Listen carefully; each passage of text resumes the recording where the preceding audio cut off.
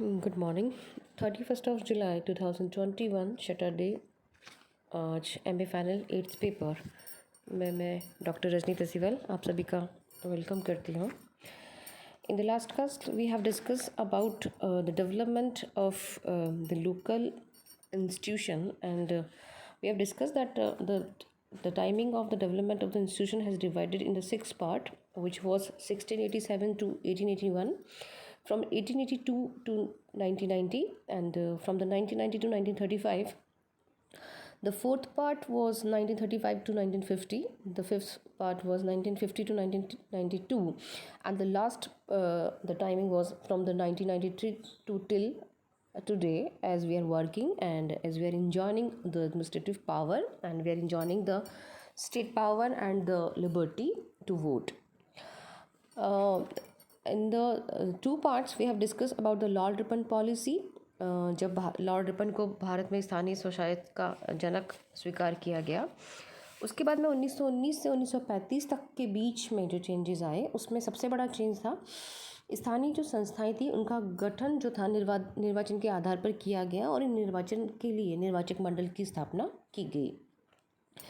स्थानीय स्वायत्त शासन की संस्थाओं के अध्यक्ष पद पर गैर सरकारी सदस्य को प्रतिष्ठित करने की व्यवस्था की गई। साथ में स्थानीय संस्थाओं को अधिक प्रशासकीय शक्तियाँ देने का एटमॉस्फेयर भी रेडी किया गया। और सबसे बड़ी बात, स्थानीय स्वायत्त शासन की ग्रामीण व नगरीय दोनों प्रकार की संस्थाओं को बजट निर्माण के लिए शक्तियाँ दी गई।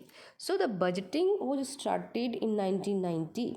After before that in the 99 when the royal commission was there, प्रतिवेदन जब आया था तो उस समय तक इन छोटी संस्थाओं को या स्थानीय संस्थाओं को किसी भी तरह का बजट तैयार करने या उसका पावर नहीं था कि वो किस तरह से अपनी बजटिंग रखे या किस तरह से वो अपनी डिमांड को रखे। लेकिन 1919 में चेंज हुआ और उनको ये पावर दी गई कि वो अपना बजट प्रिपेयर कर सकते हैं और बजट की मांग भी कर सकते हैं। फ्रॉम द 1935 टू 1950 उसके बीच में दो अधिनियम मोस्टली बनाए गए। इसमें सबसे बड़ा जो अधिनियम जो चेंज हुआ था उसमें ये हुआ था कि जिला बोर्डों के कार्यक्षेत्र का विस्तार किया गया और जिलाधीश को जिला बोर्ड का प्रमुख कार्यकारी नियुक्त किया गया। ऐसा कर दिए जाने की वजह से ऐसा हुआ कि जिला जो है वो एक जिला बोर्ड जो है वो एक एडमिनिस्ट्रेटिव संस्था ना रह करके या परामर्शदात्री ना रह करके एक प्रशासकीय संस्था का पार्ट बन गया।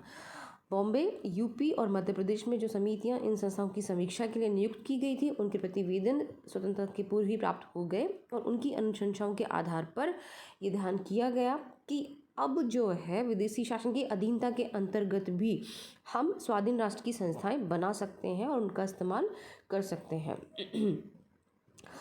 लगभग 1948 में सेंट्रल जो हेल्थ मिनिस्टर थे उन्होंने एक आयोजन किया और उस आयोजन के अंतर्गत अमृत कौर ने कहा कि मेरा विश्वास है कि इस प्रकार का सम्मेलन करने से पूर्व हमें कभी नहीं बुलाया गया, क्योंकि ये स्थानीय स्वायत्त शासन से जुड़ा हुआ सम्मेलन था।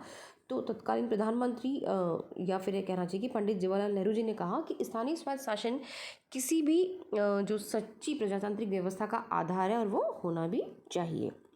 1947 के आने तक जब आप इंडिपेंडेंट हो जाते हैं और आप एक ऐसी जाति को या एक ऐसे विक्ट्री रखने वाले शासन को यहाँ से भेज देते हैं जिसका अंत होना लगभग असंभव सा माना जाता था।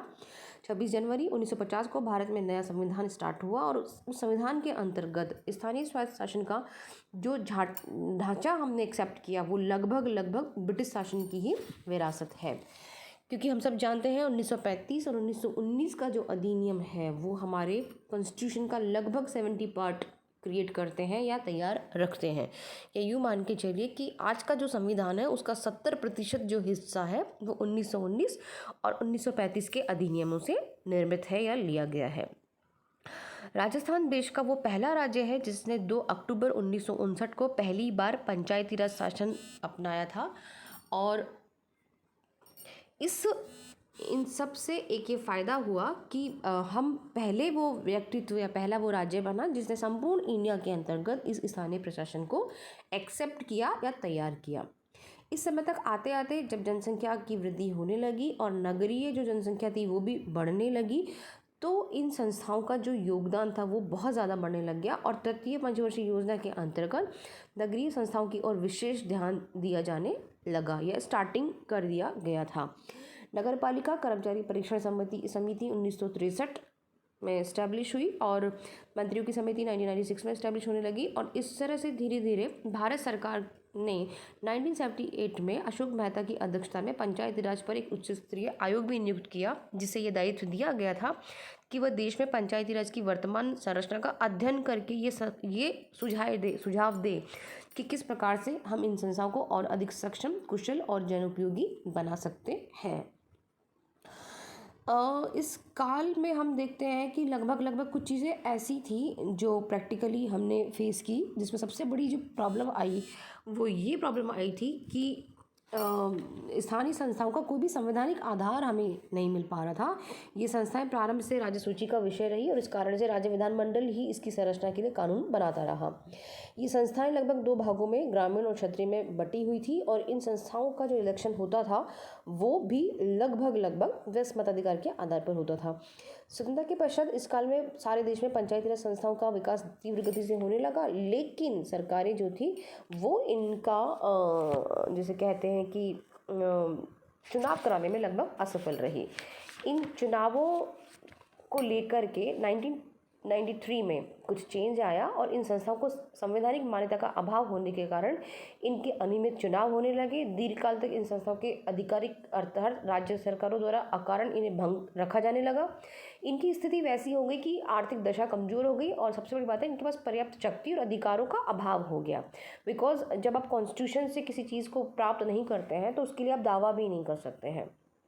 और कई स्थितियाँ ऐसी थी कि इसमें अनुसूचित जाति व जनजाति की महिलाओं या उस जो रिजर्व कोटा था उसके लिए किसी भी तरह की व्यवस्था नहीं की गई। इसीलिए थोड़ा सा चेंज आने की प्रोसेस शुरू हुई और 73 अमिटमेंट, जिसको हम 74th के रूप में पढ़ते हैं क्योंकि टाइमिंग इतना ज़्यादा हो गया था कि वो 73 की जगह 74 अमिटमेंट लगभग कहा जाने लगा, उसकी तरफ हम प्रोसीजर पर आने लगे।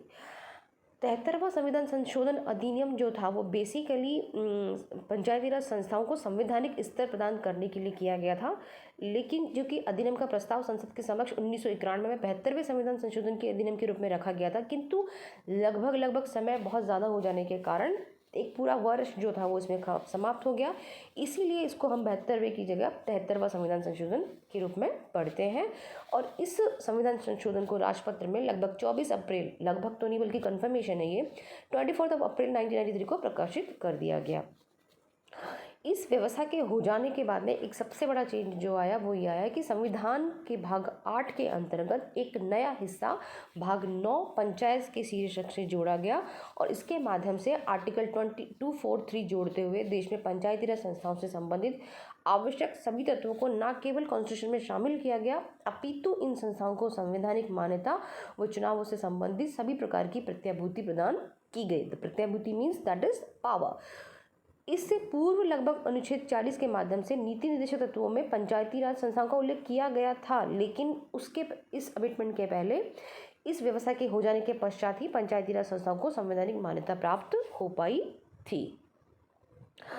अब अगला जो हम स्टडी करें या करेंगे उसमें हम पढ़ेंगे कि किस तरह से ग्राम सभा का प्रावधान आया और किस तरह से त्रिस्तरीय जो है पंचायती राज ने इस्टेब्लिशमेंट लिया। चुनावों में वो कौन से चेंज किए गए जिससे अनुसूचित जाति व जनजाति इस क्षेत्र में आगे आई।